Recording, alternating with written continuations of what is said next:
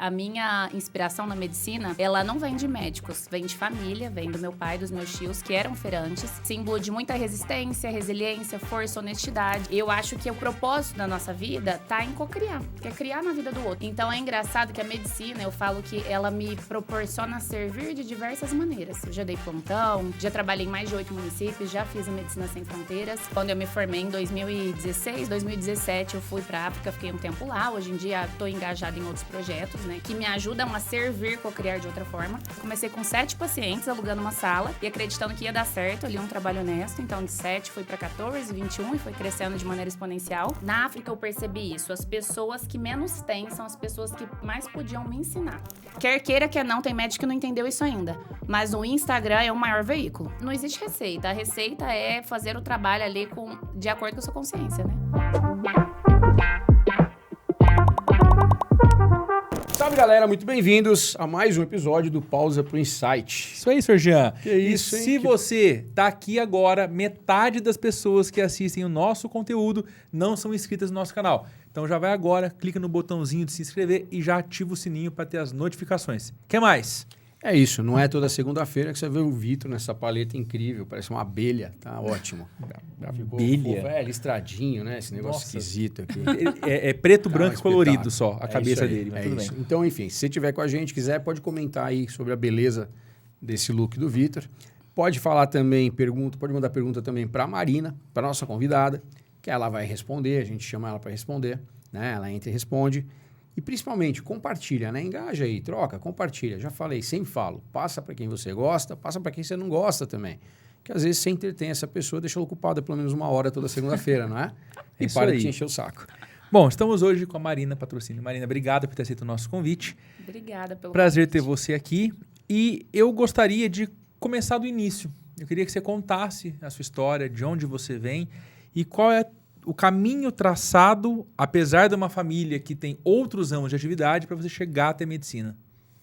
Foi um prazer, obrigado pelo convite, viu? Uma satisfação estar com vocês. Bom, por mais que a minha família, né, como você pontuou, é de empresário, comerciante, meu pai é empresário, comerciante, era feirante, tenho o maior orgulho de contar essa história. É uma história que me emociona e eu tenho o maior orgulho. Eu falo que a minha inspiração na medicina, ela não vem de médicos, vem de família, vem do meu pai, dos meus tios, que eram feirantes. E símbolo de muita resistência, resiliência, força, honestidade, né? Eu nunca vi eles crescerem passando por cima de ninguém. É a prova, né, de que dá pra gente crescer com hombridade, com retidão e honestidade. E da feira, eles montaram uma loja, que é o supermercado, né? Irmãos Patrocínio, a segunda, a terceira, a 10ª. E a gente está crescendo, graças a Deus, com muito esforço e dedicação. E, na realidade, assim, falando da medicina, eu brinco que eu sempre nasci para servir. Eu acho que o propósito da nossa vida tá em cocriar, que é criar na vida do outro. Se você pegar o relacionamento, seja qual for ele, né? Um homem e uma mulher, um relacionamento amoroso. É importante a gente sentir que a pessoa está criando na nossa vida, mas se a gente não se sentir cocriando, criando na vida da pessoa, isso não faz sentido. É um relacionamento que não vai dar certo, né? E essa questão com o cocriar, para mim, sempre me trouxe, assim, um bem-estar muito grande. Então, é engraçado que a medicina, eu falo que ela me proporciona servir de diversas maneiras. Eu já dei plantão, já trabalhei em mais de 8 municípios, já fiz a Medicina Sem Fronteiras, o projeto de Medicina Sem Fronteiras, né, do Médicos Sem Fronteiras. E engraçado que a minha vontade de fazer medicina veio de um sonho, vendo aqueles comerciais, vocês já viram, do Médicos Sem Fronteiras? Já. Eu vi aquilo e eu Surreal, falei, nossa, né? Que legal. Né? Não que você não possa cocriar aqui, mas é uma maneira de cocriar muito interessante. E eu falei, bom, vou fazer medicina para realizar esse sonho. E aí, posteriormente, eu realizei. Quando eu me formei em 2016, 2017, eu fui para a África, fiquei um tempo lá. Hoje em dia, estou engajada em outros projetos, né, que me ajudam a servir, cocriar de outra forma. Mas, assim, sem dúvidas, foi uma fase da minha vida que, se Deus quiser, vou ter a oportunidade de novo, que fez tamanha diferença, sabe?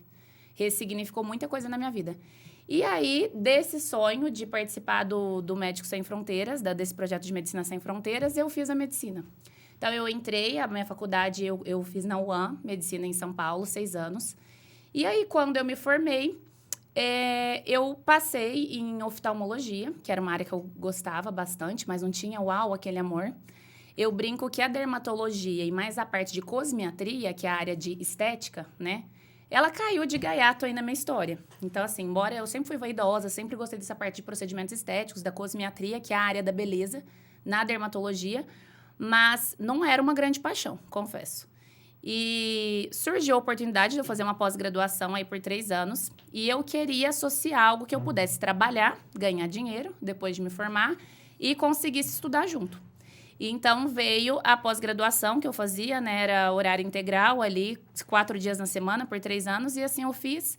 E... Horário integral, 4 dias na semana por 3 anos. É. E Nossa. aí eu fiz a pós-graduação durante 3 anos em São Paulo, e à noite eu associava uns plantões. Tá? Em Guarulhos, Barueri, nas cidades ali satélites, nas cidades vizinhas, e na Grande São Paulo. E para mim foi uma grande escola, assim, sem dúvidas. Eu dei plantão na esfera pública, no SUS, que eu sempre amei. Adoro trabalhar no meu consultório hoje em dia para manter o padrão de atendimento que eu prezo, uma consulta com calma de 1h30. Não consigo fazer isso no convênio.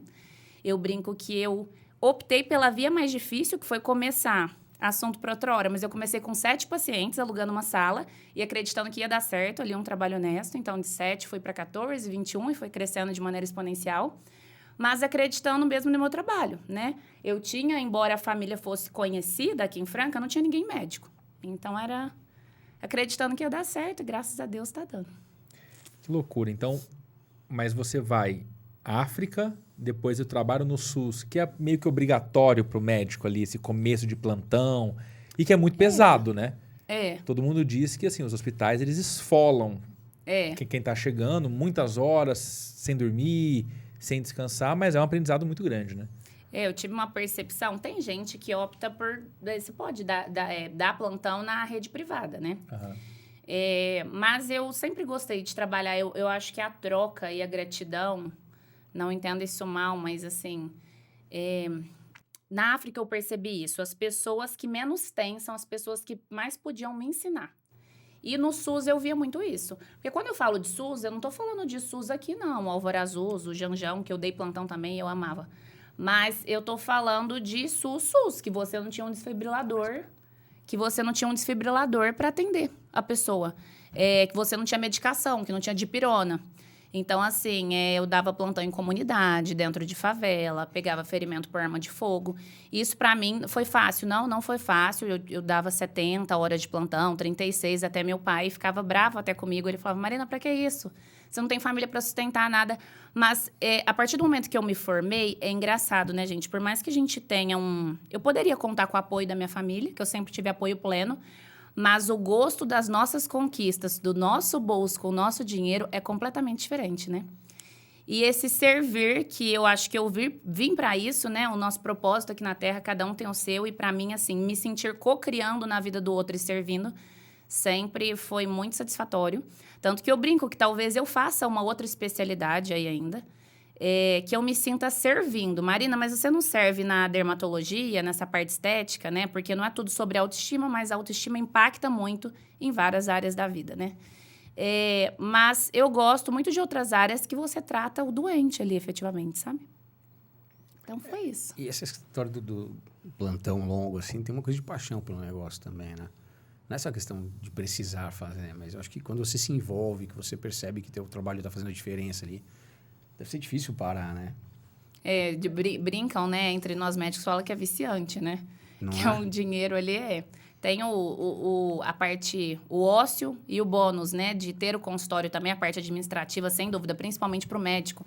A gente não é formado para fazer gestão, finanças, marketing. Então, isso é um grande desafio quando você tem seu próprio negócio. Mas a parte de plantões mesmo, eles falam que vicia, né? Porque é um dinheiro que você vai ali, tanto no âmbito financeiro, você vai ali dar o plantão, fechou as portas, terminou o seu plantão, você não tem vínculo, praticamente, como eu tenho todos os dias e prezo por isso com os meus pacientes. Mas é algo muito gratificante, né? Engrandecedor, você aprende muito. Mas eu acho legal quem não conhece esse seu lado... Porque a estética, né? A dermatologia, a estética, ela tende a ser muito superficial. Né? A gente tem um mercado povoado de não médicos hoje em dia, atuando na estética. E acho legal quem conhece essa sua faceta, fala assim, putz, ela é raiz também, não é só a parte estética. O que você enxerga dessa ascensão de não médicos trabalhando nesse mercado? Então, para mim, isso é muito tranquilo hoje em dia, digamos. Nem sempre foi tranquilo. De fato, o mercado, eu acho que da dermatologia e da cosmiatria, que é essa área que lida com a beleza, ele está em constante ascensão. Tem crescido muito, né? O número de profissionais, tanto médicos quanto não médicos, que atuam nessa área. E tem sido, sem dúvida, uma área invadida por algumas pessoas que não têm responsabilidade e conhecimento nenhum. De tal maneira que acaba denegrindo nossa imagem de médico que atua com isso. Mas eu falo que, como tudo na vida, tem duas facetas, né? Você pode ver de maneira mais leve e da maneira mais pesada. E hoje em dia, que é o que a gente estava conversando aqui antes de começar, né? Com maturidade, eu enxergo de outra maneira. Porque eu acho que da mesma forma que cresceu o número de profissionais, aí tanto médicos quanto não médicos que atuam nessa área, cresceu também o público que está crescendo de maneira exponencial, que consome esse produto, que é o procedimento estético. Então, se eu te fizer uma pergunta, seu pai e sua mãe fazia botox, toxina botulínica há 20, 30 anos? Imagina, né? Nem imaginava o que era isso. Não existia isso. E hoje em dia eu atendo na clínica um público de 60 mais 70, tem paciente de 80. E a nossa geração, com 50, eles vão fazer procedimento estético, com 60. Então, assim, tem crescido muito o público consumidor, não só os profissionais que trabalham com essa área. E uma coisa muito incrível que eu falo, né, é o serviço que você presta, que eu presto, todo mundo pode prestar o que eu presto. Tem as minhas técnicas, mas alguém pode aprender, pode copiar, replicar. Então, pode prestar esse serviço tão bem quanto, ou melhor, ou pior. Mas o que você é, ninguém pode ser, né? E a maioria dos meus pacientes que chegam na clínica são por indicação, e a outra fração é por gente que veio do Instagram. Que hoje em dia todo mundo, quer queira, quer não, tem médico que não entendeu isso ainda. Mas o Instagram é o maior veículo. Mas o médico é TikToker. Gente, o Instagram é o maior veículo. E quando as pessoas são indicadas, a primeira coisa que elas fazem, procuram no Instagram. E lá no Instagram está um pequeno recorte. Eu digo pequeno porque é um pequeno recorte, né? Quando a gente acompanha alguém no Instagram, a gente tem uma percepção que você sabe tudo da vida da pessoa. Principalmente a gente médico que é meio blogueiro e que acaba postando e compartilhando um pouco da vida. Mas o que eu compartilho ali é uma pequena fração. Então, assim, é uma pequena fatia do bolo. E essa pequena fração, eu tento compartilhar o mais genuíno possível que eu realmente sou. Então, os meus valores. Então, a pessoa que chega para mim, ela se identificou antes da Marina profissional com a Marina como ser humano. Com os meus valores e princípios. Então, a partir do momento que você entende isso e não trabalha com métrica de vaidade, porque o que eu vejo, eu falo para muitas colegas médicas que estão começando, eu não comecei há tanto tempo assim, né? Faz 5 anos. Mas a gente fica muito preocupado em postar com métrica de vaidade, com métrica de vaidade, se preocupando com o que o outro vai ver, né? Então, assim, o que o outro colega médico vai ver, como que ele vai interpretar? E aí joga lá um tanto de termo médico. Gente, o seu foco é o paciente. O meu público-alvo é o meu paciente. O paciente tem que entender. Então, assim, é nele que eu quero chegar. Minha preocupação hoje em dia é com o meu paciente. Não vou dizer que eu nunca tenha me preocupado com essa métrica de vaidade. O que eu vou postar que o outro colega, o concorrente, vai imaginar? Hoje em dia, isso realmente eu não me importo com isso, né? O meu foco é o paciente, eu olho para ele, direciono e é isso. Se ele entender, é isso que importa. A maior dificuldade que a gente tem quando comunicador é entender para quem você está falando.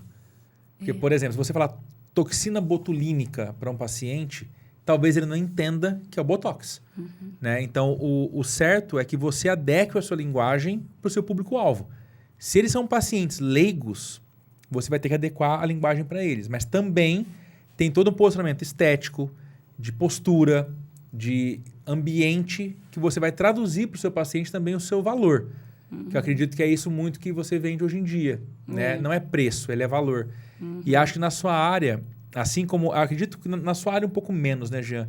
Acho que gestão é muito mais difícil ter alguém muito amador prestando serviço. Você deve conhecer. Mas eu acho, na minha ex-área de atuação no design, qualquer pessoa se acha designer. Na minha área de atuação, ao longo dos anos, eu fui migrando para o marketing. Qualquer pessoa, eu recebo currículo de pessoa de 16 anos, especialista em marketing.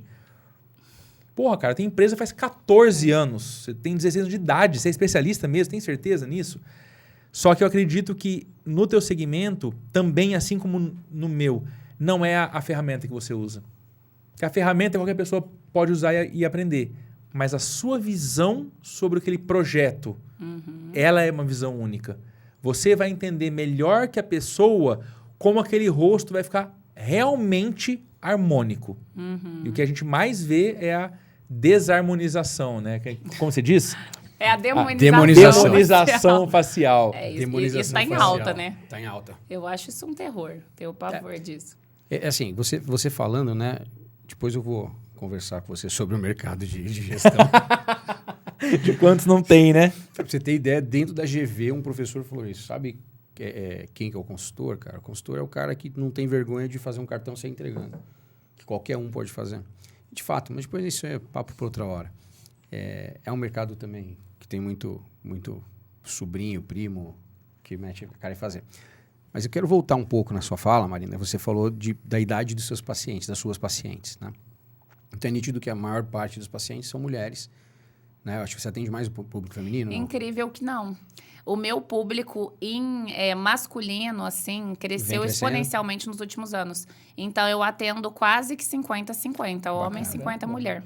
Como você falou, as mulheres, eu imaginei que fosse, mas você vê que já... Então, uma pergunta até proposital nesse sentido. Muitos homens vêm aderindo. E a outra coisa é em relação à idade mesmo, porque eu tenho uma percepção, a gente vê que cada vez mais novas as mulheres estão aderindo à parte de estética, né? Então, como que funciona isso? Qual que é a tua visão sobre isso? Porque precisa fazer, sei lá, com 20 e poucos anos, tem o que corrigir, né? Sempre tem. Se perguntar para uma mulher, ela vai falar com certeza que tem um monte de coisa que ela quer corrigir. Ou prevenir, né? Talvez, né? Tem como prevenir, que é o gerenciar envelhecimento, que eu tanto digo, né? E bato nessa tecla. O que acontece? Eu sou mais conservadora em relação a procedimentos estéticos. Então, o paciente que me busca... recapitulando o que você falou, né, que é realmente isso, o paciente me busca, ele não busca fazer um botox e um preenchimento. Ele busca valor. Ele busca o acolhimento que eu prezo na minha clínica, o atendimento humanizado, uma hora e meia de consulta, que para mim é inegociável, o atender com calma, o pós-venda. Eu sou muito exigente com isso. Eu sempre fui muito exigida desde pequena e sou muito exigente com isso, tanto comigo e com a minha equipe. Então, eu não peço nada para a equipe que eu realmente não faça. Eu não sou só aquela médica que chega, liga o ar-condicionado, não. Quem faz parte da minha equipe, eu já fiz, sabe disso, né? Eu faço um pouco de tudo, sem frescura. Então, se eu falo de marketing, eu sei um pouco. Se eu falo da recepção, eu também pegaria o celular e saberia responder um paciente. E eu acho que o paciente que me procura, ele busca esse acolhimento. Agora, voltando ao que você me perguntou, em relação à idade, o que eu prego muito é gerenciar envelhecimento, é realização de procedimentos para que daqui 10, 20 anos você olhe foto e fale, nossa, que legal, eu envelheci, mas eu estou me sentindo bem. E quando eu falo gerenciar, não é fazer procedimento e ficar todo esticado, né? Eu sou a favor da gente aceitar o processo de envelhecimento de maneira natural, mas em paz com o espelho. Porque eu digo que quando você olha no espelho e não gosta daquilo que você vê, isso acaba criando um hiato, né? Entre o que você é, o que você realmente é e o que você vê. Então, não é tudo sobre a estética. Voltando àquilo que eu falei no início, né? O procedimento estético, ele é muito mais... Ele promove a autoestima e a autoconfiança, e isso impacta em todas as esferas da vida. Tem estudos comprovando isso. Então, no âmbito familiar, o posicionamento para quem lida com vendas, procedimento estético, você se sentir autoconfiante, né? O poder de persuasão, de oratória muda. Então, isso impacta em várias esferas.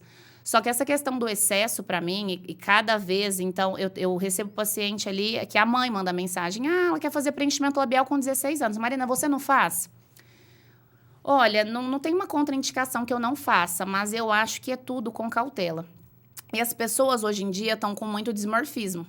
Tanto que eu vejo a necessidade, a necessidade crescente cada vez mais de atender como uma psicóloga, que é o projeto agora, né, o propósito dessa minha clínica nova, que é atender como uma psicóloga, porque todas as mulheres ou homens que chegam ali a cada 10, 5, 6 estão com algum problema. Então, separou do marido, tá com problema com o filho, e aí a pessoa procura no procedimento estético um gatilho para curar uma falha emocional. E a gente, como profissional, eu digo que eu tenho essa obrigação de dissociar uma coisa de outra. Então, assim, a pessoa realmente, ela precisa fazer um procedimento estético que vai promover a autoestima e ela vai se sentir autoconfiante? Ou ela tá ali para curar um gatilho? Que são essas mulheres que a gente vê, às vezes, com a boca gigante. E aí não tem fim. Sabe aquela história da mulher procurar um cabeleireiro e aí vai descolorindo o cabelo, de repente volta a ser preto, de repente fica loiro?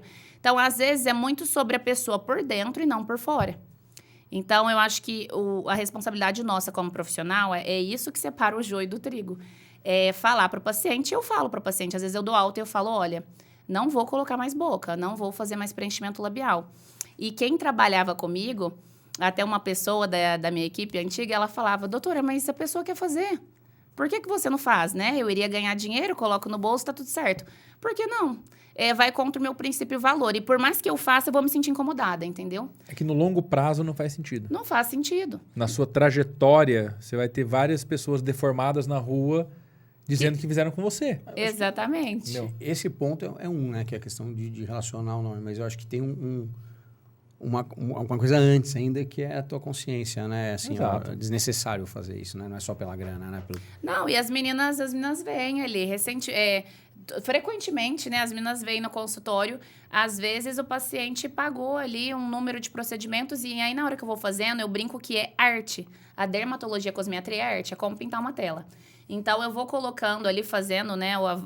O embelezamento ali do rosto. Vou colocando os pontos de preenchimento e de botox, de toxina botulínica. E aí, eu falo, não, agora já deu, tá bom. Só que o paciente, às vezes, pagou algo que era mais do que ele faria. E aí, às vezes, eu falo, olha, eu acho que tá bom, a gente já pode parar por aqui. Você gostou? E aí o paciente fala, mas o que eu vou fazer com o restante? Eu devolvo o dinheiro, não tem problema. Não é só sobre isso. Eu acho que esse trabalho com retidão, com hombridade, com honestidade, o paciente sente. As pessoas veem quando tem verdade, né? E as pessoas indicam, voltam. Então, não existe receita. A receita é fazer o trabalho ali de acordo com a sua consciência, né? Show.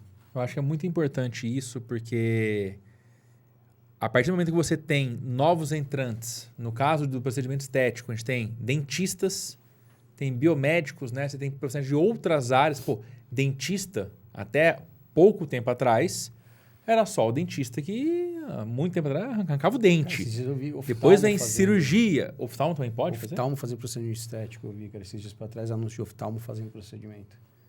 Eu não tenho, sabe, gente, essa rixa, assim, ou vaidade. Eu vejo muito colega médico preocupado mais com o outro colega médico, não tô falando nem de outras classes, com o que o outro tá fazendo.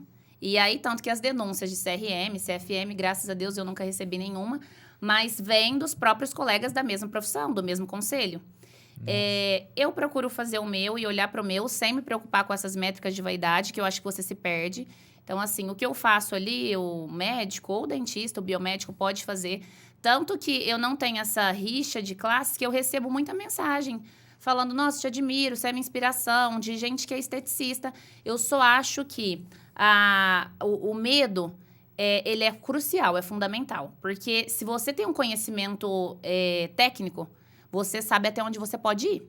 Então, eu, Marina, sei até onde eu posso atuar. Se eu não sei o que eu vou fazer, para mim não é vaidade nenhuma. Eu falo pro paciente, olha, eu vou te encaminhar para um colega que é cirurgião plástico. Eu não vou fazer cirurgia ali na minha cadeira que me limita. E aí, eu acho que a grande questão é que as pessoas estão esquecendo disso. Até onde você pode ir? E não estou generalizando, mas a maioria, né, nós médicos pela formação, a maioria, ou presume-se, né? Eu espero que assim seja, que a maioria a gente sabe até onde a gente pode ir. Você não pode, a partir dali, encaminha para outra especialidade.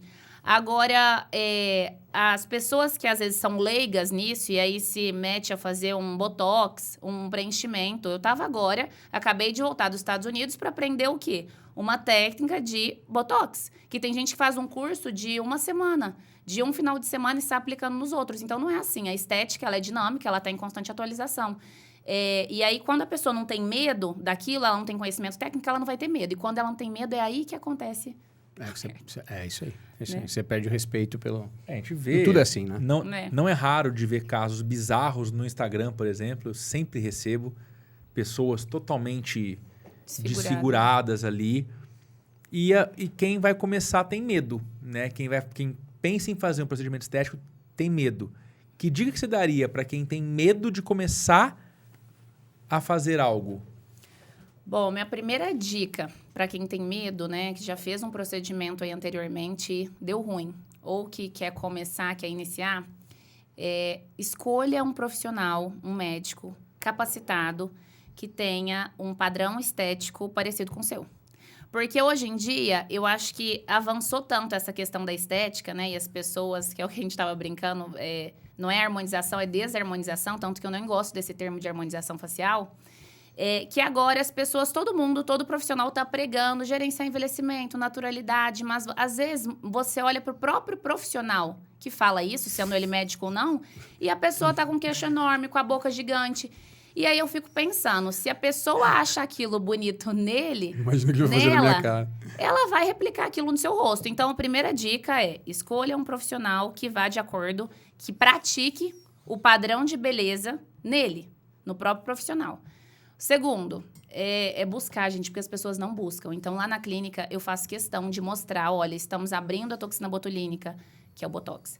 Tô reconstituindo, tô diluindo, aqui tá o produto, né? Você sai com a fichinha etiquetada, o que você tá injetando, é ácido hialurônico, não é? A pessoa pode injetar qualquer coisa no seu rosto. E muitas vezes eu vejo que o paciente, ele fica coagido, ele vai, paga um procedimento estético, e aí quando ele chega lá na clínica, eu falo, mas o que você realizou? Ah, eu não sei. Mas o que foi, onde que foi? Ah, não sei. Então, eu acho que, assim, seria uma obrigação, né? Deveria ser de nós profissionais falar, explanar para o paciente o que está sendo feito, mas o paciente tem esse direito de pedir. Mano, eu já vi coisas trabalhando em clínica de estética, na Grande São Paulo, absurdas. Se eu fosse contar aqui, eu ficaria horas. Tanto da questão de higienização, compartilhar uma seringa de um preenchimento que você fez com outra pessoa. Isso é seríssimo. Meu Deus, tá brincando. Lugares que eu até fazia estágio, eu rompi por causa disso. Então, o paciente, ele tem o direito de saber o que tá usando no rosto dele. Tá sendo aberto, tá lacrado, qual o produto que é, qual é a marca. Porque falar, todo mundo fala, né? Então, é o que eu sempre digo, né? Aquela coisa, Botox não é tudo igual, toxina botulínica não é. Depende da expertise do profissional, de quem tá aplicando, da diluição, da dose. E o paciente precisa saber disso e precisa questionar isso também, né? E também não escolher só por preço. Eu ia falar isso. Porque aí você acaba caindo nas mãos de quem não é profissional. Seja médico ou não. Tem muitos profissionais não médicos muito bons, mas... Popularizou muito, né? Eu acho que quando a gente pergunta da questão outros profissionais entrando nesse segmento, é muito mais isso, né? Como que você se destaca, como que você mantém um padrão e consegue desenvolver um negócio no mercado que ele, de certa forma, está poluído, não é? Porque ficou mais fácil chegar nisso. Né? Você falou, vai lá, faz um curso aí de 8 horas de curso online, né? E aí você está habilitado para enfiar uma seringa na cara de alguém. E que muitas vezes a gente já viu que deu pau de matar gente num procedimento estético, né? Então é um mercado que ele baixou a régua de entrada e acaba que gera soluções muito mais baratas. Eu acho que essa é a grande preocupação, né? O público vai e consegue acesso ao negócio, uma sessão que, sei lá, custaria X, custa metade disso, porque eu uso um produto mais barato, com um profissional que se formou, sabe-se lá como, né? Online. Acho que tem que tomar um cuidado, né? Por isso que a gente insistiu nessa pergunta, né? A pessoa vai procurar. Como que ela tem certeza de que curso que foi feito? Porque eu não sei. Eu vou fazer um procedimento. Quem que eu procuro? Né? A gente tem referências, óbvio, de amigos e tal, mas que me garante que aquele profissional no bairro tal, sei lá onde, fez de fato um curso, que esse curso tem validade ou que aquela pessoa não está fazendo barbeiragem no rosto dos outros? Em relação ao nosso conselho, né, o Conselho de Medicina, o médico vai estar cadastrado ali no próprio conselho dele, né? Tanto se for como médico, e no caso de dermatologista, quem possui o título, eu sou médica, sou pós-graduada na área de cosmiatria, então atuo, tenho total capacitação para atuar como tal, né, uma expertise e uma bagagem imensa de curso, mas o paciente ele pode pesquisar sobre isso, né, falando da classe médica, porque como você disse, hoje em dia essas outras áreas aí também estão em ascensão, então todo mundo está fazendo. Não desmerecendo nenhuma classe, mas claro, né, tem até cabeleireiro aí fazendo Botox. Então, assim... Tem bons profissionais em todas as áreas. Eu acredito nisso, sim, né? Sim. Eu fiz faculdade pública e muita gente falava na minha época, né? Nossa, os melhores alunos estão na Unesp, no meu caso. Eu falei, não. Tem bons e maus na Unesp, bons e maus na USP, bons e maus na Mackenzie, etc. O lance é você entender quem são os bons. E acho que um gatilho que você trouxe, né? Os bons médicos, se você realmente está assistindo a gente, você é bom no que você faz, se garante, mostra isso em rede social, cara. Que é uma prova que não tem como ser contestada. Você traz a prova social. O seu paciente está falando de você para todo mundo. Né? E você fura um pouco essa bolha de somente a indicação no bairro.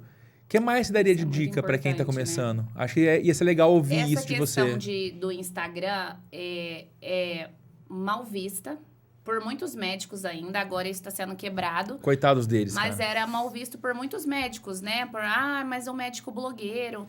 Então, por exemplo, Marina, hoje em dia, o meu foco é a medicina, sempre foi. Mas por gostar de compartilhar o dia a dia, a rotina, hoje em dia eu tenho 2 meios de trabalho, de renda, se eu posso dizer, que é como médica e como blogueira, como digital influencer. O meu foco não é como digital influencer, mas hoje em dia eu tenho trabalhos e parcerias, trabalho sério mesmo, em relação a digital influencer. Então, tem coisas que eu posto. O nosso conselho de medicina, ele é um conselho mais conservador. Que às vezes um médico não poderia postar, mas eu uso minha rede social para postar como digital influencer, alguns trabalhos que o médico não poderia postar, e como médica. Então, eu trabalho nessas 2 vertentes. Agora, essa questão de conselho, né? O conselho que eu daria aí para alguém que está começando, o Instagram, gente, quer queira, quer não, eu acho que para todas as áreas, a rede social é de extrema importância. Então, quem não está na rede social está ficando para trás. Essa é uma realidade. Os meus pacientes, a maioria deles que eu recebo na clínica diariamente, eles respondem um questionário, é por indicação, e quando não é por indicação, veio pelo Instagram. Então, é um meio muito positivo, que pode te ajudar muito nisso. E o maior conselho é você não ficar ligado a métricas de vaidade. Quem trabalha comigo, quem já trabalhou, eu sempre falei isso, né? Lá no comecinho, já me preocupei com essa questão de métrica de vaidade. O que eu vou postar e o outro colega, o concorrente médico, ele vai entender, vai achar legal, vai aprovar, não vai. Hoje em dia, eu já me abstive disso há muito tempo, então, assim, eu não me preocupo, meu foco é o cliente, é ele entender, é usar o termo técnico, se eu uso um termo técnico, traduzir adequado para ele, minha mensagem é com ele. Então, não fique preocupando, mas e se eu postar tal coisa, o que a pessoa vai pensar? Né? Lógico que dentro de toda a ética, você não precisa sair fazendo dancinha ali, mas o seu foco é o paciente, né? Você tem que, com toda a ética, atingir o paciente, que é o seu público-alvo, e não o colega. E fazer o seu. E entender que cada um tem o seu diferencial. A pessoa que vai em mim, ela vai conectar com quem eu sou, com os meus valores, com os meus princípios. A partir do momento que você entende isso, você não fica preocupado com concorrência. Eu acho que a coisa flui, né? Abre um portal. E o principal também, uma outra, complementando as suas dicas, eu daria a ideia da pessoa começa hoje. Mas eu não tenho o melhor celular para começar. Ninguém tinha. Mas eu não falo tão bem. Ninguém aprende, ninguém começa sabendo tudo. Uhum. Eu acho que para muitas profissões, a gente percebe que as pessoas ficam esperando o momento perfeito de começar.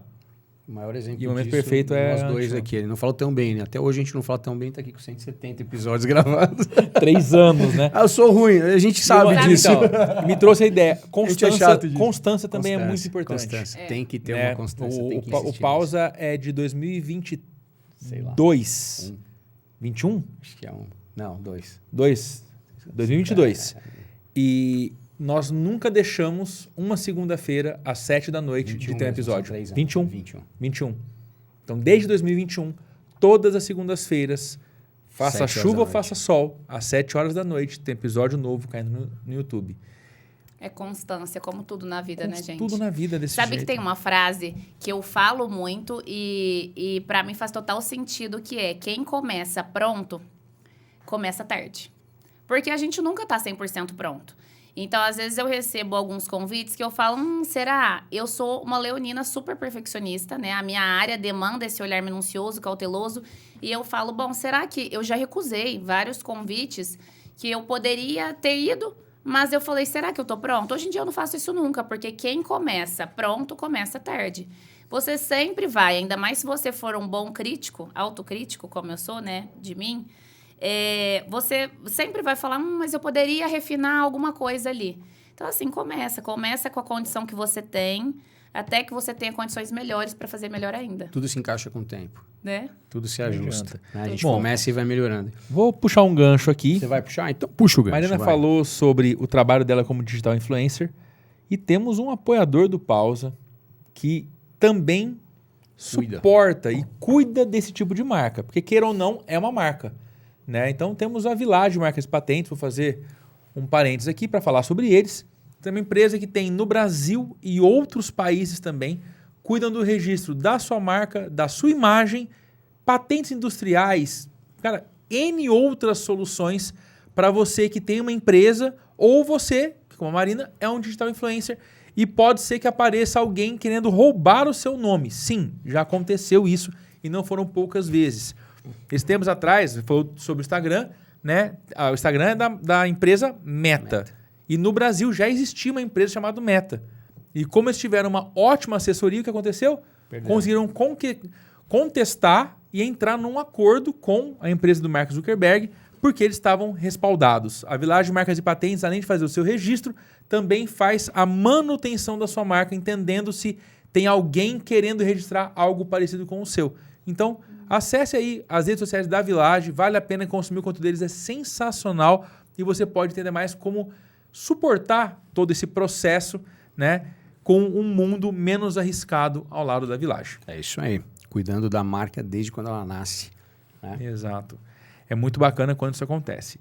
Marina, acredito eu também, o médico, ele, acredito que com o passar dos anos, né, ele vinha de uma atitude mais passiva, né, dentro do consultório, se preocupava somente no aspecto técnico e o paciente vem. Né, o paciente vem por indicação ou o paciente vem muito pelo convênio médico, etc., até que acho que tem um segundo momento que os convênios médicos eles abrangem muito mais, passam a pagar um valor muito menor por hora, um preço muito menor por hora, que não faz sentido para o valor que você entrega. E hoje em dia o marketing ele entra como uma atividade essencial para profissionais liberais de todos os setores, mas os médicos e pessoas da estética principalmente. Porque é um conteúdo shallow, ele é raso, então você consegue atingir uma massa muito grande. Como que você se preparou para isso acontecer? Porque são 6 anos de faculdade, 3 anos de especialização, tudo isso na parte técnica.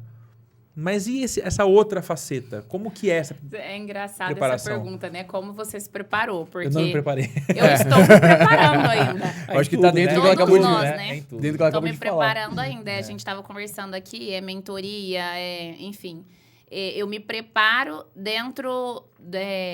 eu tento me preparar, mas de maneira que não fique algo mecanizado e automatizado. Porque o que eu estou vendo muito hoje em dia, e assim que eu inaugurei a clínica nova, que foi no ano passado, em outubro, até a gente fez um rebranding, um remodelamento de tudo, até da própria logo minha, que é o formato, né? O A tem um telhado ali de uma casinha que remete muito ao atendimento à casa. Sabe aquela coisa de você ir na casa de alguém, servir um café e atender na cozinha, esse atendimento humanizado? É isso que eu sempre prezei na clínica. Então, se eu tenho um tempinho, eu tomo café ali com os meus pacientes durante a consulta e que eu não queria perder. Então, eu acho que é importante a gente trazer essa parte automatizada, né? Que, de certa forma, fica mecânica. Então, sem dúvida, sem sombra de dúvidas, né? A expertise, a técnica, as tecnologias, a inovação é importante. Mas o que as pessoas têm buscado cada vez mais é esse atendimento humanizado, que é algo que eu não queria perder.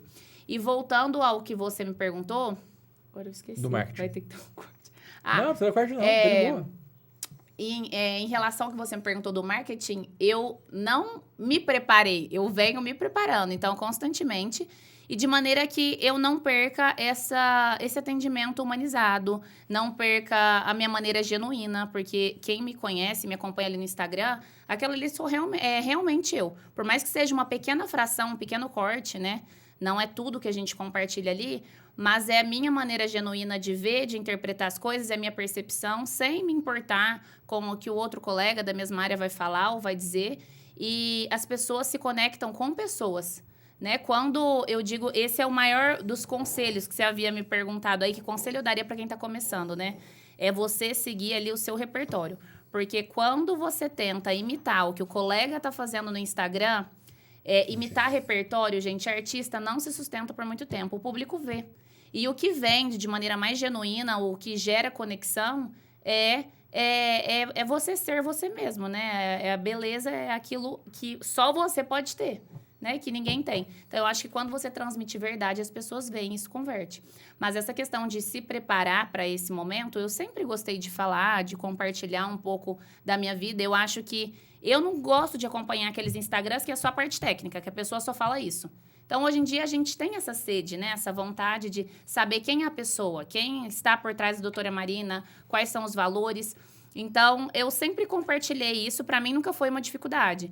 Tem pessoas que têm dificuldade, né? Em compartilhar isso, mas para mim, nunca foi uma dificuldade, não. Que é a grande barreira para muitos profissionais é muito isso. Né? Muitos até falam, eu vou ter 2 perfis. Um pessoal e um profissional. Eu não indico isso, gente. Eu também não indico fazer. Você Não prefere um só funciona. também. Não cresce. Não cresce, não tem... Precisa, quem está por trás da marca, precisa ser uma pessoa. E se você tem 2 Instagrams, eu tenho o Instagram da clínica para divulgar os outros serviços, que hoje em dia a gente tem endocrinologista, temos outros profissionais na clínica, mas o Instagram que mais dá retorno para mim é o meu Instagram pessoal. As pessoas querem saber quem está por trás da marca. E se só é uma marca ali, não tem uma pessoa, não converte. As pessoas se conectam com pessoas, com histórias. Então, não faz sentido. Porque você é única, né? A pessoa é única, independente do que ela esteja exercendo aqui. Tem um momento que ela é mãe, tem um momento que ela é esposa, tem um momento que ela é empresária, tem um momento que ela é médica. Enfim, Mas aí isso... é uma coisa... Eu entendi o que você está falando. Assim, eu E são já várias cheguei áreas. a ter esse... Sim, e é normal. eu lembro. Sim, né? A gente estava... A empresa tem o dela e a gente tem que ter o nosso. Aí tudo bem. Agora, o nosso pessoal, o nosso profissional, daí se você for começar a segmentar. Mas eu acho que faz parte do ajuste também, né? As redes sociais, querendo ou não, é uma coisa muito nova, né? É uma coisa muito nova. É muito nova. Eu falo em todos os sentidos, Jean, porque, vou dar um exemplo. Na 3B Studios aqui, né? O nosso atendimento era o logo da empresa. Quando eu olhei... Uma foto de alguém. Não. Vai ser Rafa da 3B. Eu quero a tua foto no Instagram. Eu quero falar com o Rafa. Não com a 3B. Não com o logotipo. Eu não falo com o logotipo, cara. Pelo amor de Deus. Tá me afastando. Não faz sentido. Eu preciso me conectar. E acho que isso, para quem é empreendedor, que é o nosso público principal, precisa ouvir você falar isso, na minha opinião. Cara, você é o seu negócio. Você, como você ter você dois, né? pode ser até dissociado dele com o passar do tempo, mas ele tem que ter a sua essência. E as pessoas conectam com pessoas. Não tem como fugir disso. As pessoas te buscam pela sua essência, né? Pelos seus valores. Então, assim, eu sempre digo isso, né? Por isso que valor é diferente de preço. Preço é o que você leva. Preço é o que você paga. Valor é o que você leva, né? E quem procura ali o meu atendimento na clínica, procura os meus valores, a minha essência, o atender humanizado, é a consulta de 1h30, com calma, é aquele pós-venda que eu não abro mão. Então, eu digo muito isso para a equipe, não é só sobre vender. E depois que a pessoa já pagou? Já aconteceu de pacientes, faz 1 ano e meio. Gente, o Botox, a toxina botulínica já saiu. Mas ele tem alguma dúvida referente a isso. Ele vai pagar consulta de novo? Não. Pode voltar, eu vou dar assistência. Então, o que a pessoa procura é isso. E aí, dito isso, não tem como você dissociar o seu nome da marca. Então, eu não recomendo. Eu acho que sua rede social tem que ser uma que você compartilhe dentro das suas limitações, porque isso não pode ser um peso. A partir do momento que vira um peso, como eu vejo de várias amigas, nossa, mas eu não gosto de aparecer, sou super tímida, e aí isso vira um peso. O trabalho tem que ser uma vertente, né, da nossa vida, mas não pode ocupar, isso é um exercício para mim, porque para mim ocupa uma parte muito grande, mas ele não pode ser tudo. Então, se assim, o aparecer tá te causando um certo desconforto, não vale a pena, né? Fica tranquilo, daqui uns 3 meses, mais ou menos, vai mudar bastante isso, tá? Vou ressignificar, né? Você vai ser obrigada a fazer isso. Não vai ter jeito de fazer aí você vai entender. Eu tive um dia muito estressante ontem, extremamente estressante. E aí eu cheguei em casa, que eu olhei meu filho, eu falei, meu Deus, por que eu tava preocupado com tudo aquilo lá? Muda tudo. Você olha e fala, cara, ou você vai perceber isso. E é difícil explicar. Eu não entendia antes também. De você olhar e falar, calma, o mundo para. Ele riu pra mim, acabou, o mundo parou. Aquilo lá é o melhor projeto da minha vida, sem dúvida nenhuma. Só que eu vou poder ensinar ele desde o começo aquilo que eu talvez tenha demorado muitos anos para poder aprender. Acho que por isso que pode ser a gente se vê de uma forma diferente. Vai ser bem legal. Você vai melhorando, né? A cada etapa vai melhorando. O propósito da vida é esse, né, gente?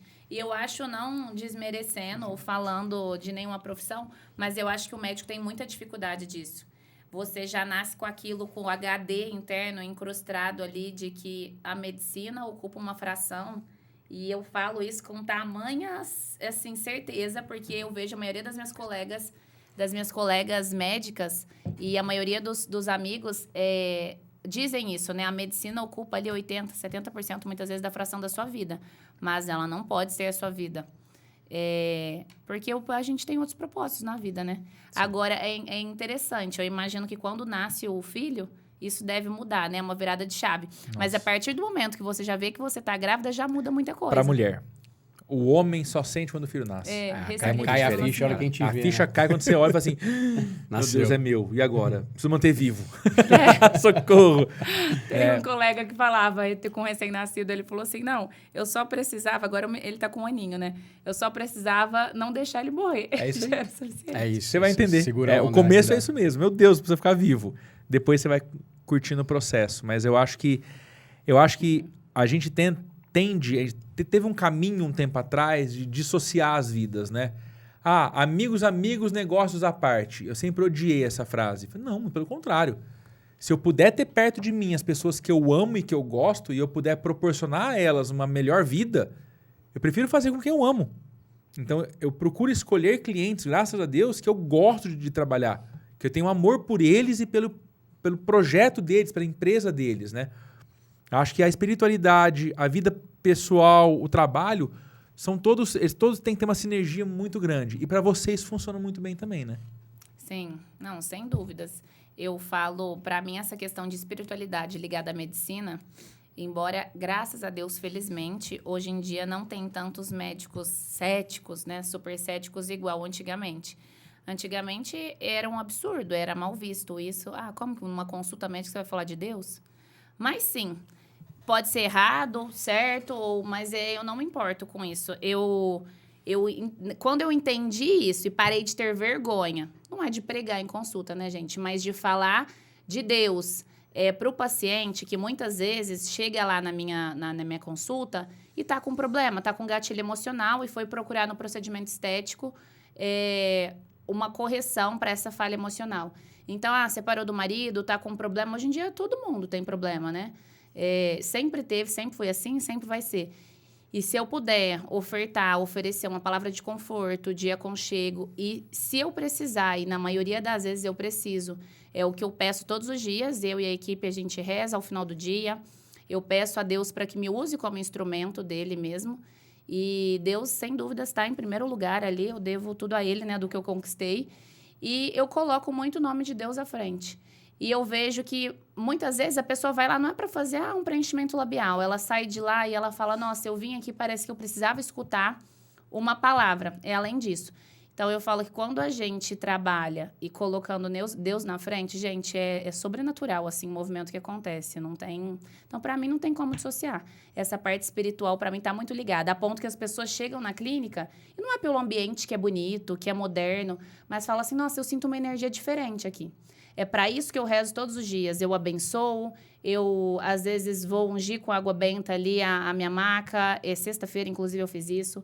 Eu peço para Deus, não só para a pessoa sair dali bem esteticamente, mas bem no âmbito emocional, no âmbito espiritual. Eu brinco que é uma esfera para mim, é um triângulo do autocuidado, onde cada vertente, ela age em sinergia uma com a outra. Então, é essencial, uma corrente. E é um elo. Né? Então, bem-estar físico, mental e espiritual, para mim, anda super interligado. Se a pessoa não estiver bem, ela pode fazer o procedimento que for, mas se ela não estiver bem emocionalmente, espiritualmente, ela não vai ficar feliz com o resultado, né? E transparece, não adianta. Não tem como você dissociar uma coisa da outra. Não. Vamos falar dos apoiadores, Sergião? Bora lá. Vamos falar da Monetix? O que você acha? Eu acho que é isso aí. Um recado sensacional deles, cara. Tem. Então, se você está vendo agora, olha esse recado da Monetix para você. A maquininha da Monetix é a escolha certa para o seu negócio. Com a opção de parcelamento em até 18 vezes, ela é perfeita para você que tem vendas de alto valor. Ela é flexível e se adapta às necessidades do seu negócio. E tem mais, Vitor. Com a taxa Smart, você pode até zerar as suas taxas. E mesmo que você não contrate essa ferramenta, você vai ter a taxa ajustada ao teu faturamento. A Monetix tem essa flexibilidade porque na Monetix o seu sucesso é o nosso sucesso. Então acesse agora monetixbr.com e adquira já a sua. É isso aí, pessoal. Valeu, importantíssimo para qualquer empreendedor ter um parceiro de peso como é a Monetix. Obrigado. monetixbr.com, não esquece. E falando em parceiro de peso, eu tenho um parceiro de peso sentado do meu lado, olha só. E tem um cara ali que me ensinou coisas diferentes. Estamos tentando, né, Vitor? Quando eu cheguei lá, eu falei pra ele, preciso perder peso. Ele falou, não. Talvez você possa manter o seu peso, mas você tem que mudar a sua massa gorda para massa magra. Isso, perde gordura e ganha massa magra, né? No meu caso é exatamente isso, sabe que eu mantenho o mesmo peso e é a briga nossa lá, a cada consulta com o Marcelo, o que a gente tem feito? Vendo quanto aumentou de massa magra e o quanto eu perdi de gordura. Né? Nos últimos 4 ou 5 anos aí, quando a gente começou a pegar os primeiros episódios do Pause, eu estava inflamado, inchado, e se for ver de lá para cá, o peso não mudou muita coisa, mudou coisa de 7, 8 quilos, que é considerável, mas não é um absurdo, né? Mas a composição corporal mudou. E para quem acompanha, a gente sabe que a gente está fazendo esse desafio. Eu e o Vitor, correndo. Você vai perder ainda, Jean. Você vai ver. perder. Até agora é só olhar para um e para outro que dá para ver quem está perdendo essa bagaça, né? Não, a coisa vai mudar. E vai mudar com o Marcelo Ramé. Não adianta, cara. É isso aí. Comprou essa ideia junto. Muito bacana esse trabalho que a gente está fazendo com ele de acompanhamento. Eu acho que o mais legal é o jeito leve que as coisas são feitas, né? Então tem muito Nutri, eu passei por diversos outros que um cara tem metodologia, ele vai te impor ali, cara, não adianta. Isso tem que ser segmentado para o seu estilo de vida, né? E o empreendedor, que é o nosso público, acontece muito isso, né? Então o Marcelo tem passado formas de seguir que eu consigo fazer no dia a dia. E assim, por isso que eu sei que vai ter resultado. Você pode pesar, mas pode também, assim, se você pegar o jeito, você não fica pesando toda a refeição. Se você pesar, o efeito é melhor, mas você consegue trabalhar isso de uma forma. Enfim, funciona, é adequado ao nosso ritmo, porque um dia está gravando, outro dia está viajando, outro dia está atendendo. Né? Acho que a gente nunca tem um dia igual ao outro. Então não dá para ter aquela rotininha igual de almoçar no mesmo lugar, jantar no mesmo lugar. Então a gente consegue adequar a dieta para a nossa rotina. Tem sido muito bacana, as brincadeiras aí minhas e do Vitor a gente vai ter sempre, não é? Mas a ideia é que a gente está promovendo saúde. Então, se você é empreendedor também, tem essa rotina frenética e muita coisa aconteceu no começo, né, da nossa trajetória, você esquece de se cuidar. Você vai cuidar da empresa, você vai fazer a conta fechar. A Marina falou, 70% é medicina, né? Você vai para o trabalho o tempo inteiro. Né? E você esquece, se perde, né? E você esquece da coisa mais importante que é você mesmo. Então tem que se cuidar. Procure o Marcelo Ramé. Eu indico de corpo e alma. O cara é gente boa demais. Além disso tudo, cara, tá ajudando nós dois a termos uma vida mais saudável. É isso aí. E então, o que me deu o gatilho foi meu filho nascer. Que eu olhei e falei, putz, cara, tenho 38. Eu preciso ficar vivo. Meu filho nasceu, eu preciso ficar vivo. Tem que estar bem pra cuidar dele. Eu quero ver ele crescer. E o empreendedor muitas vezes deixa isso passar. Faz diferença. Imagina você vai pegar um moleque com dor na coluna, não aguenta o próprio peso, é fogo. Exato. É isso. Está sendo bacana, baita desafio. Se você também quiser mudar sua vida, né? Melhorar teu corpo, fala com o Marcelão lá, que vai dar certo. Vale a pena. Valeu. Sabe que isso é verdade, né, gente? Faz total sentido isso. É o tal do triângulo que a gente falou que não dá para dissociar, o bem-estar físico, mental e espiritual. E se você não estiver bem cuidando da saúde física, o médico às vezes se perde nisso. Porque a gente diz, você precisa estar bem para cuidar do outro. Como que você vai cuidar de alguém se você não está bem? Eu tenho prezado mais do que nunca. Da pandemia para cá, eu realmente entendi e comecei a colocar em prática que o bem-estar mental é fundamental. Então, eu medito, faço terapia, inclusive indico para todo mundo. Todo mundo deveria fazer, né? As pessoas com certeza. acham que terapia só tem que fazer quem está com problema. Não, terapia é um momento que você tem consigo mesmo. E se você não entende você... Como que você vai entender os outros? Como que eu vou entender um paciente? E como você espera que alguém te entenda, né? Se você não se entende, quem que vai te entender? A terapia, eu concordo com você que, assim, não dá para ficar sem. Não dá para ficar sem. Ela tem, assim, enfim, tudo isso que você falou, mas a terapia em si, por experiência, melhorou muito minha vida depois que a gente começou. Melhora muito, sem dúvida. Show de bola. Bom, a gente falou o tempo inteiro, falou bastante coisa de você, da tua carreira, falou muito da questão da questão da estética e que é uma parte muito bonita da carreira, né? Mas você tem uma passagem pela África que eu imagino que não tenha sido tão glamurosa assim, né? Nada glamuroso. Zero glamour. Conta um pouco pra gente fazer um contraponto aí dessa... Isso é muito interessante. Eu acho que com todas as pessoas que eu converso sobre isso, me perguntam sobre essa experiência da África, né? Que realmente foi um grande sonho. Eu fiz a medicina, como eu disse, por causa desse sonho de ver no Médicos Sem Fronteiras, né, aquelas propagandas e falar, meu Deus, né, não tem maneira mais bonita de cocriar. E nesse propósito meu, que é servir, né, eu amo servir e sou muito feliz e realizada com isso na medicina, que me proporciona isso de diversas formas. Eu brinco que é um sacerdócio que Deus me concedeu, né, aqui na Terra. de co-criar na vida do outro, né? E lá é uma oportunidade tamanha de co-criar na vida do outro. Eu tive essa experiência, se eu não me engano, foi em 2016, 2017, assim que eu me formei. Eu fui em uma caravana de Sementes da Saúde, inclusive quem quiser acompanhar, fica a dica para vocês, aí tá no Instagram, Sementes da Saúde, que é uma ONG que eles levam uma caravana de médicos, então tem diversos médicos, diversas especialidades. Na época eu ainda estava fazendo a pós-graduação de dermatologia. Fui como médica clínica geral, então lá realmente você vai esvaído de luxo, né? Proposto a ajudar e agregar de alguma forma em tudo, a se doar de maneira integral. Então, eu me instrumentei desde cirurgia de cabeça e pescoço, plantei tomate, abacaxi na horta, que eu fiquei em um convento de freiras, arrumava almoxerifado, limpava. Então, realmente, você vai para se doar. E é muito interessante que muitas pessoas perguntam sobre isso, porque as pessoas têm uma ideia de que quando você vai fazer um trabalho desses, você vai, mas você foi de médico voluntariado e aí você ganhou a passagem. Gente, você não ganha nada, né? No meu caso, não ganhei nada. Então, você compra a passagem, você deixa suas contas e boletos chegando no Brasil, deixa de trabalhar aqui. Então, é algo que realmente você vai para agregar de corpo e alma, sem vaidade. Então, no lugar que eu fiquei lá, eu fui para Benin, na realidade, que é uma parte ali da África, mas todo mundo pergunta, né? Você fez o safari? E geralmente as pessoas vão para a África do Sul, que o idioma ali dá para falar o português, então é mais tranquilo em relação à comunicação. Juntam com o safari no final desse trabalho. Eu lá não vi uma onça, um leão, nada, uma girafa, só mosquito, né? Porque é bem onde passa a linha do Equador, então é bem quente e úmido. E só tem barro. Então, você vai realmente com a cabeça aberta. E, para mim, assim, sem dúvidas, existe uma marina antes desse projeto e uma marina depois. Eu brinco que eu já viajei, já conheci alguns lugares, resort de luxo, estrelado, mas, gente, nada eu trocaria por essa experiência que eu tive. A ponto de que, quando eu voltei, eu agradecia até os encanamentos, eu me pegava rezando para os encanamentos do chuveiro, porque, tinha água quente. E o local que eu fiquei lá hospedada foi num convento de freiras, que, assim, não tenho o que reclamar, com uma super estrutura dentro do possível, né, pro local que a gente estava. Mas unha, igual a gente brincou, né? Não existe isso. Então, o tempo que tá lá é sem fazer unha, você nem olha no espelho para ver cabelo, tudo isso. Que é algo muito interessante, porque quando eu fui, até eu falei que ia, e algumas amigas que faziam a pós-graduação de dermatologia comigo falaram, Marina, mas não é a sua cara.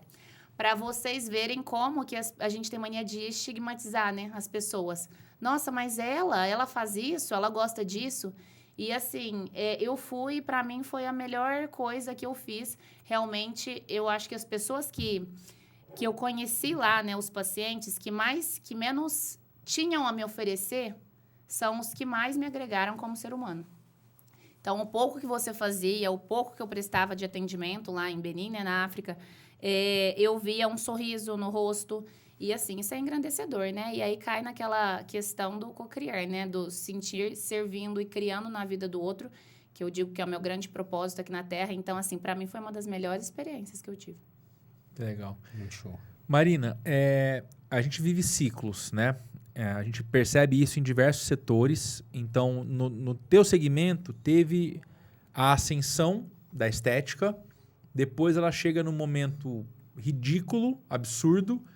E agora eu vejo mulheres tirando silicone, pessoas retirando a desarmonização do rosto, né?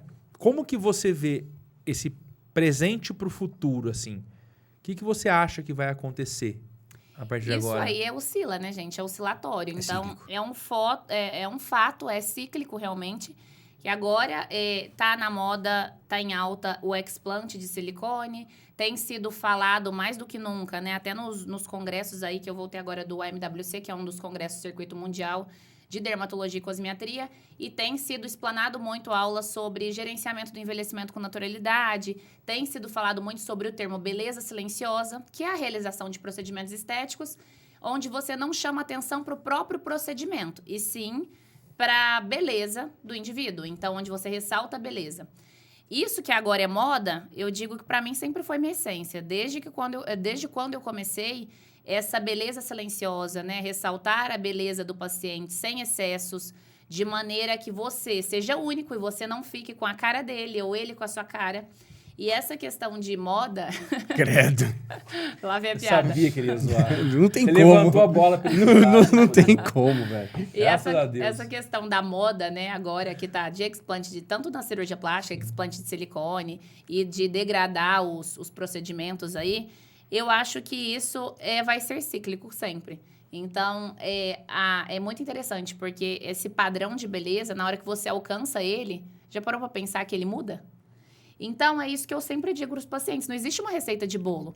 Não adianta, eu quero ficar com essa cara aqui. Você tem que gerenciar o envelhecimento, que é realizar procedimentos que daqui 10, 15 anos você envelheça. Sou a favor de envelhecer, de novo, mas sem neura. Mas que você se sinta bem, autoconfiante. Que você olha no espelho e você goste daquilo que vê. Porque não é só sobre a estética, é o que a gente estava falando. A estética muitas vezes tem sido vista como futilidade. E confesso que eu já achei isso. Nossa, mas que futilidade. Mas, gente, a estética, ela promove tanto o bem-estar e a autoestima. E ela impacta em várias esferas. Tanto no âmbito amoroso, no relacionamento, como a mulher ou como o homem. Né? Tendo em vista que o público masculino está em ascensão aí na área de estética. Tem consumido isso. E o fato da pessoa se sentir autoconfiante, isso impacta em várias áreas da vida. Então, acho que isso sempre vai ser cíclico. E o padrão... na realidade, para mim, esse padrão não existe, né? Você não se perder ali e procurar uma pessoa, um profissional ético que te guie também em relação a isso. Porque tem muito profissional que tem um poder de persuasão e oratória imensa, né? Você senta, você sai de lá e aí já fez um monte de procedimento que você nem foi para aquilo. Tomo muito cuidado com isso na clínica. O paciente chega muitas vezes e, sim, eu pergunto, eu faço uma avaliação global do rosto, do que a gente poderia realizar para embelezar aquele rosto. Mas sempre com cuidado de perguntar para o paciente, olha, eu posso fazer uma avaliação global? Você veio só para colocar a toxina botulínica, só o Botox? Ou eu posso fazer uma avaliação global do que a gente poderia fazer para desacelerar, né, esse reloginho do envelhecimento, para fazer procedimentos que estimulam a sua poupança de colágeno? Porque muitas vezes o paciente vai lá e aí, quem já nunca foi num cabeleireiro, acontece isso muito com mulher, né? Você chega no lugar, eu acho isso tão antiético, né, falar de outro profissional, e a pessoa te leva um problema para você solucionar e, na verdade, ela sai com 2, 3 problemas que você arruma. Que é onde a pessoa cai no excesso. Então, eu acho que essa ética todo profissional deveria ter, né? Eu peço permissão para o paciente, olha, posso fazer uma avaliação global? Não, doutor, eu quero sim escutar. O que você faria aqui? Parece que isso me incomoda. E aí, dito isso, eu faço uma avaliação e traço um plano de tratamento, um planejamento para o paciente para ele realizar no time, no tempo dele. Pode ser no dia, pode ser ao longo de 3, 4 anos, porque tem dessas, né? Às vezes a pessoa chega e ela quer sair com outra cara em um dia. Gente, o maior erro desses excessos, o que leva a excesso, e para mim o maior erro estético, é atropelar o tempo dos procedimentos. Então, o paciente tem que entender que é um processo. Se você quer fazer tudo num dia, não vai dar certo. Não fica legal. É impossível. Não faz, né? Em lugar nenhum a gente faz. Bom, a gente vai encaminhar para o encerramento. Passou muito rápido. Né? E geralmente no final dos episódios a gente pede que vocês deixem mais algum insight. Nesse caso, onde a gente volta? Aonde a gente volta? A volta da África. Eu acho que na África, né? Você fala que tem uma marina antes e uma depois da África. Se você pudesse voltar, né, na marina que estava dentro do avião já voltando para o Brasil, e pudesse falar alguma coisa para você na poltrona do lado que você estava sentado no avião, na volta de lá. Se pudesse falar alguma coisa para você, o que você falaria? Olha, eu falaria tanta coisa, gente. A pessoa que eu fui e a idade que eu tinha na época também, a maturidade é a melhor coisa, né? Nada compra essa maturidade. Então, quando eu fui, eu acho que eu tinha muito ego, muita vaidade, características que ainda como ser humano, se a gente está aqui nessa passagem terrestre, né? Eu digo que a gente tem que melhorar. Não sou perfeita e estou buscando constantemente melhorar e se me lapidar. Eu digo que antes da gente ser um bom profissional, você precisa ser um bom ser humano. A técnica, a expertise, os diplomas é fundamental. Mas se você não for um bom ser humano antes disso, um bom profissional, se você não for um bom ser humano, você não vai conseguir ser um bom profissional. E isso não transmite verdade. Então, o que eu falaria para mim é realmente para eu seguir o caminho que eu estava indo, né? Me esvair dessas vaidades, dessas métricas de vaidade que a gente tem. São duas coisas totalmente distintas quando a gente para falar de uma experiência dessas na África, que é uma experiência que realmente você se doa integralmente. E não só essa da África, mas como outras que eu já fiz aqui, que eu fiz em Franca mesmo, né? Que é levar marmita ali, que a gente levava às terças-feiras para o pessoal ali debaixo do pontilhão. Então, você vê duas vertentes muito diferentes, porque quem vai na clínica vê a doutora Marina, antes de me conhecer, mas o luxo, de certa forma, a ostentação, né? Porque a estética é uma área de muito ego, é muito ostensiva. Você vai num congresso de dermatologia hoje em dia e é realmente um desfile de moda. Não falo disso porque eu também eu adoro me arrumar, eu sempre fui vaidosa, por isso que eu acho que eu me dei bem nessa área, né? Mas não é só sobre isso, não é só sobre o estético. É sobre o ser, não é só sobre o ter, é sobre como você trata o outro. E isso, respingando de certa forma, né, no âmbito profissional, eu acho que realmente você tem que se capacitar. Eu falaria isso para mim, Marina, se capacite, vai atrás, não vai ser fácil. As noites em claro de plantão não vai ser fácil. Minha trajetória para chegar na clínica agora atual não foi fácil. Para quem está começando, siga firme, né? Se capacite. Se você não tiver na sua mente um ponto, nossa, é aqui que eu quero chegar, você desiste no meio do caminho, porque tem tribulações e tem dificuldade para todo mundo.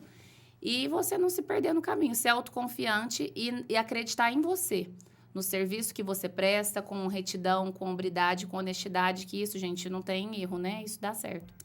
Show. É isso. Muito obrigado por ter sido nosso convite. Obrigada a vocês pelo convite. Valeu. Muito e assim bacana. a gente encerra mais um episódio do Pause Up Inside. Valeu.